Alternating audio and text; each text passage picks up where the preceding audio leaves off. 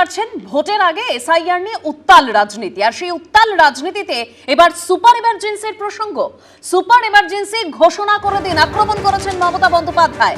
ইতিমধ্যেই বাংলায় আছে উন্নয়নের কাজ করা যাচ্ছে না, 6 মাস আগে থেকে নির্বাচন কমিশন সব ক্ষমতা কেড়ে নিচ্ছে। দিল্লিতে গিয়ে মোদী সরকারকে নিশানা করেছেন মমতা বন্দ্যোপাধ্যায়। কে বাধা দিয়েছে? উনি নাটক করছেন, পাল্টা কটাক্ষ BJP.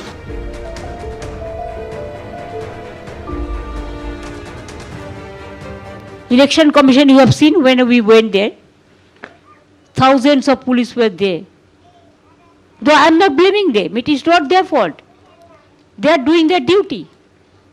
But who is giving them the direction to behave like this? There will be no democratic voice. Then you announce better. Super emergency. It is already there in Bengal.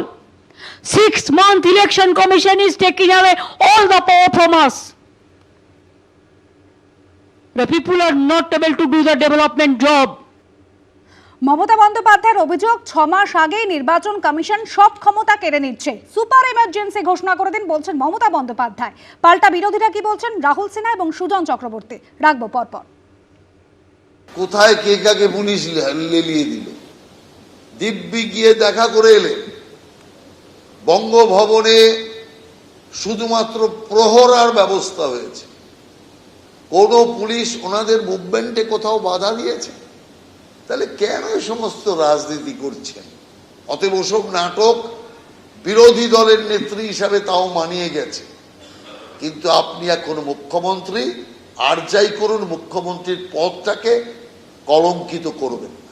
Fascistic মনোভাবের BJP যে মনোভাবে চলছে এবং যে কার্যক্রম পালন করছে, সে পশ্চিমবাংলাতে দাঁত ফোটাতে পারছে তৃণমূল আছে বলে। এইটা যেন তৃণমূলের নেতারা মনে রাখেন। সুপার এমার্জেন্সি অথবা আনডিক্লেয়ার্ড এমার্জেন্সি যাই বলুন না কেন, তার সুযোগ নিয়ে দিল্লির সঙ্গে রফা করে মুখ্যমন্ত্রী